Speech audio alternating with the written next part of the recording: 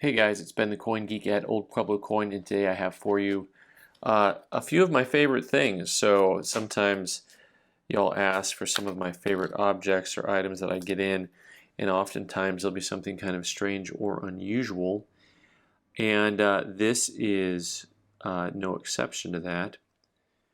Here we go. Now this one's interesting because it looks like they actually went ahead and like gold-plated the whole thing on here, but these are some British coins that have been enameled. And what's really interesting about this is not only are they enameled, they're really in a way a love token because they're actually carved down and in where the lettering used to be,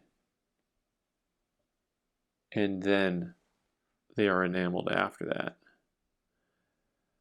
And they're amongst my favorite items. Sometimes I'll find love tokens that'll also be enameled, but generally speaking, you see them a little bit more frequently, especially on these British coins. It must have been really a trend. It seems like maybe in the Victorian era when they were being produced the most. I have two of these guys with a very different finish to them. This one, they had the gold wash on it, and then it was done up.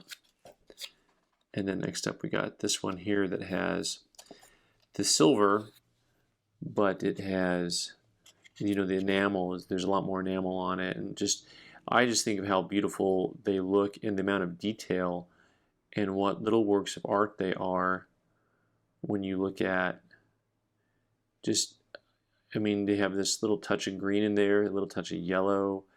I like the white with the blue. It looks like, porcelain. Very neat pieces, and you can find stuff like this on eBay. They're kind of all over the place as far as their prices go, what they'll be out there for, $50, $100, $200.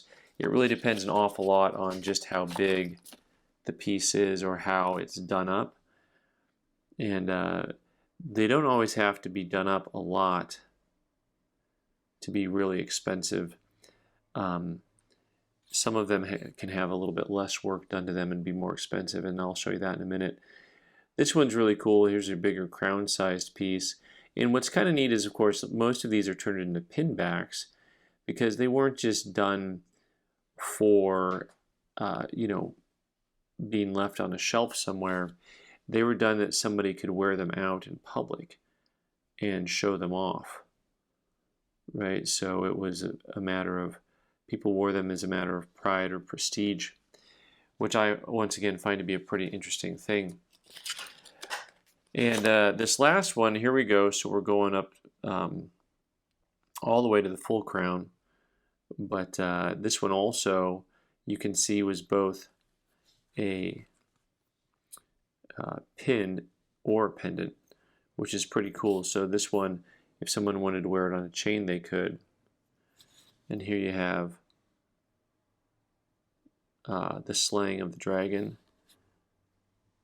and what a neat piece. 1897, almost glowing, that background there.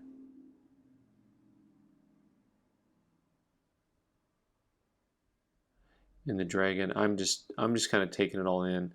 I also like this. So you'll see some of this type of artwork done on lockets and pocket watches, little things like that where you'll have the enamel work done. But this is definitely one of my favorite pieces here. Just something that is really neat, and you kind of wonder who had this done, and you think of some craftsman working on it, and then someone wearing it, right? Because it was worn. Someone was wearing it out and about. Someone a lot more famous than you or I. So anyway, guys, there's some fun stuff for you. Let me know if you collect this at all, if you've ever seen these before. Thanks so much for watching. I'm Ben the Coin Geek. You can subscribe by clicking on the owl button in the corner and watch more videos on the right side of the screen. Thanks.